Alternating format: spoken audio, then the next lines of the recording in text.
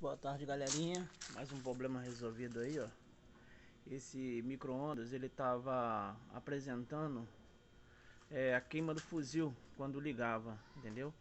Esse jumperzinho que eu fiz aí é para economizar, para poder, na hora de testar, não ficar, né, trocando, queimando fusível à toa, né?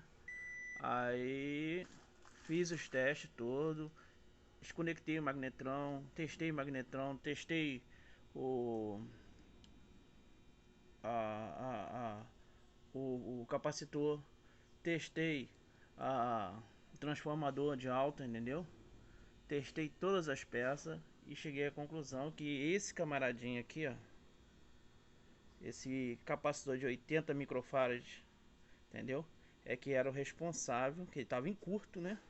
E engraçado que ele não apresentava fechamento da bobina por dentro, né? Contato, né? E foi só eu trocar ele, entendeu? Troquei, fiz a substituição, ele fica aqui, ó. Ele fica aqui, ó, guardadinho aqui. Troquei, fiz uma substituição para um outro, entendeu? E como podem ver, ele já voltou a funcionar, entendeu? Perfeitamente.